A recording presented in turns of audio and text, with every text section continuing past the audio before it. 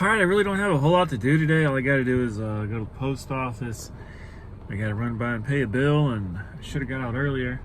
It's like noon, but I really want to put in like a solid hour, which is usually about 3 miles of pushing. So I don't know. Let's just see what happens today, I guess. Update. Okay, as I was rolling out the door, about to go into the post office, I got a call from Honda. Now, I sell wheelchair accessible vehicles, right? That's what I do. Well, I came across a 14 Honda and I bought it. Nice van. Here's pictures of it. Nice van. Runs and drives great. The only problem is when you turn off the power to the vehicle, it would lose all power. Like the door locks wouldn't work, the key fob wouldn't work, none of that stuff would work. So I knew there was an electrical problem. So the first thing I did was I took it to Van Products and I had them bypass all the conversion side, because every time I take a vehicle to a dealership, whether it's Dodge, Chrysler, Ford, Honda, Toyota, all that, they always point at the conversion as being the problem. So before I take it to any dealership, I always take it to Van Products or a conversion. If it's VMI or whatever, I take it to that specified dealer and I have them disconnect all the equipment, all the adaptive stuff, put in some jumpers, go from there. Now, the good thing about doing that is whenever I take it to these dealerships, they can't blame it on the other equipment because it's not tied into their system anymore. So, yeah, I was leaning towards the fuse block, actually under the hood, or a body control module, and come to find out, Honda diagnosed it, and it ended up being the fuse box under the dash. So, yeah, $1,800 later, good Lord, but it's a solid van. It's 14, low miles, it's worth it. So, yeah, that's just part of my daily expense so far, $1,800. All right, that was easy. One transfer down, and another to go. Yeah, so let me show you this. So here's my setup: tri-pan, push right ankle, hand controls, transfer seat. Now this is kind of how I pin my chair. Now, I love the older vans, because I actually get to pin my chair to the back with the transfer seats. That way I know my chair's not going to go anywhere. Prefer it over the newer styles with everything so much bigger. And bam, just like that, I'm in this unit. Ooh, on hot days, this is why I love my push button start, man. This is a necessity, y'all, for people like us. Okay, so now next up is my buddy Alan. He's got a junkyard. Basically, somebody stole a catalytic converter off the bus we use for Gimp Gangsters, and he's got an F350 V10 down there. I'm gonna go, and he's already got the catalytic converter cut off for me. So I'm gonna go down there and get it. All right, thank God I had a snack. I recommend always having some kind of snack in your bags, especially being paralyzed.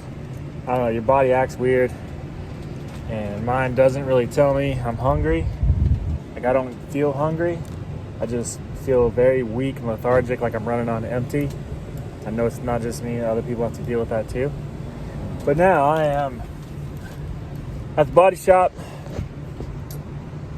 and my buddy Travis's body shop. He's working on that for me. It's a 04 Mustang GT. I got a couple little things I'm doing to it. Mainly just rebuilding it. It was wrecked when I got it. So we're just throwing it back together, straightening it up, and there's a couple little things that I just don't like on it, like this. All the badging, man, it is a 40th anniversary car, but I'm not putting the 40th anniversary badging back on the front fenders. At most, it's just gonna get the GT fenders or the GT emblems, and that's it. But the chrome letters, the BMC, all this crap, and that, I really hate that. That is ugly to me. I really don't like it. So you can tell by looking down there on the radiator support that she definitely took a lick and got bent a little bit. And if you look at the bash bar, she's a little cockeyed. But we're gonna straighten that out. I got that grill header put on there. I mean, it's just a Mustang GT convertible. Nothing real fancy. It does have Roush wheels, a Roush wing, and a roll bar on the inside, which is cool.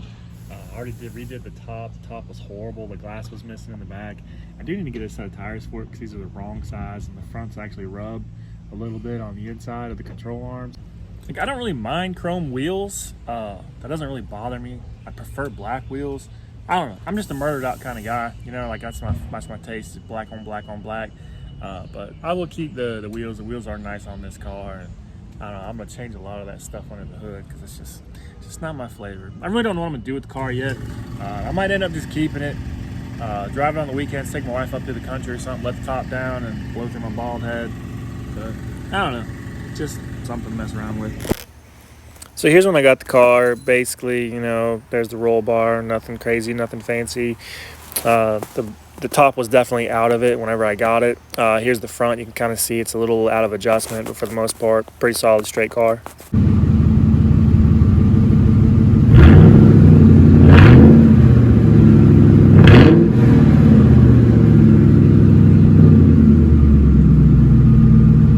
But yeah, for the most part, that's an early day. It's 3 o'clock.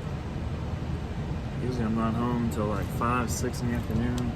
A couple of runarounds. I'll probably go home, hang out out back. I love my house. I go throw on a tank top, set up back, get some sun, and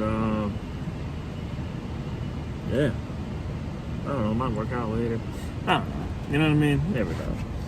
I might go home, work out. I might not. I might go home, go out back. I might not. You never know. Anyway, yeah, this is just one of those rambling on videos, I guess. It's a typical Monday, just running around delivering stuff and paying bills. Nothing crazy.